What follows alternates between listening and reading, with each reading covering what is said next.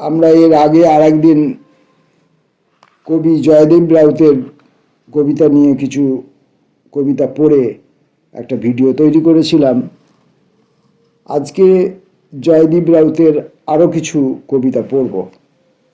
আমার খুব ভালো লাগছে কবির কবিতা। 18ই মে 2009। তুমি তো জানোই মা, তোমাদের এই ঘরে এসে পড়া ছাড়া আসলে আমার কোনো উপায় ছিল না। আমি তো তখন ছোট আর দৃষ্টি আলো আঁধারির। আমাকে দেখালো পথ আমার বড়দা শ্রীকৃষ্ণ মুরারি। সে পথ চক্রাকার, মহাশূন্যতার। দেখো মা, তোমার পেটে এখনো স্পষ্ট দাগ রথের চাকার।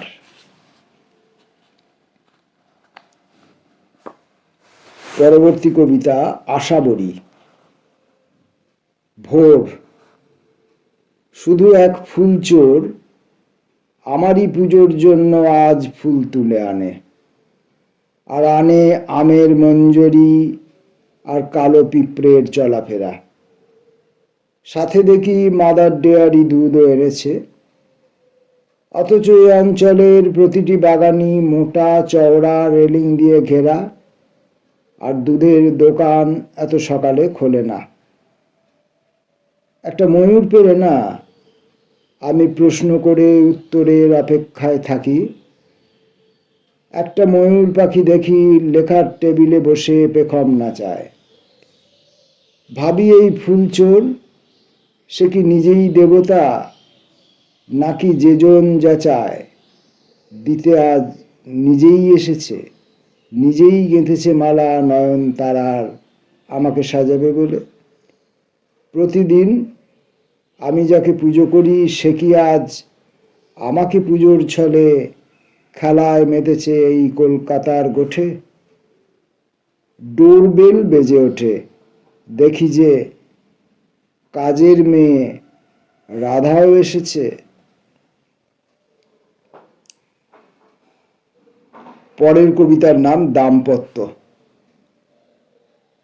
ঝগড়ার টুকরো টাকরাগুলো ছিটকে উঠছে। বঁটি শান দিতে গিয়ে যেভাবে ছিটকে ওঠে অগ্নিকণা, এরকম প্রায়শই হয়। তারপর ফের বনিবনা, দীর্ঘ চুম্বন। ঘরের দেওয়াল জুড়ে শ্রীমধুসূদন ও মধুসূদন। তোমার হাসির মতো এভব সংসার কোনো চিরকালব্যাপী স্থির সুখচিত্র নয়।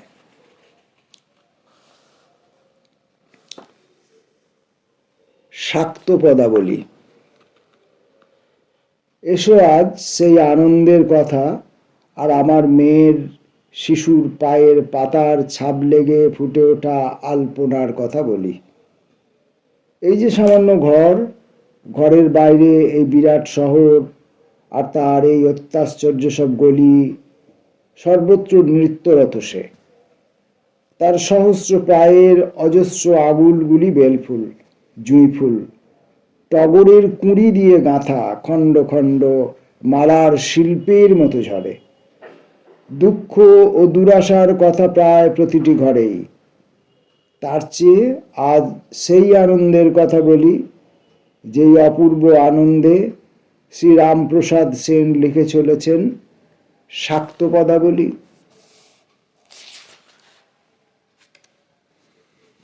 আর একটি কবিতা পড়ব জয়দীপ রাউতের আজকের মতো। অচিন। মাঝে মাঝে পুরনো সম্পর্কগুলো ছড়িয়ে ছিটিয়ে তার মাঝখানে পিঁড়ি পেতে বসি। এই পিঁড়িতেই আমার ঠাকুমা শ্রীলক্ষ্মী বসাতেন। ভাবি এ জন্মের যিনি মা, যে আমার মেয়ে, পরের জন্মে হয়তো সে উঠোনের কোণটাতে পঞ্চমুখী জবা অথবা বাগানে কাঠবেড়ালি হয়ে দৌড়ে পালাবে। তখন আমি চিনতে পারবো কি? এ জন্মেও তো কত ফুল, কত পোকা, কত মানুষের মুখোমুখি চিনতে পারিনি।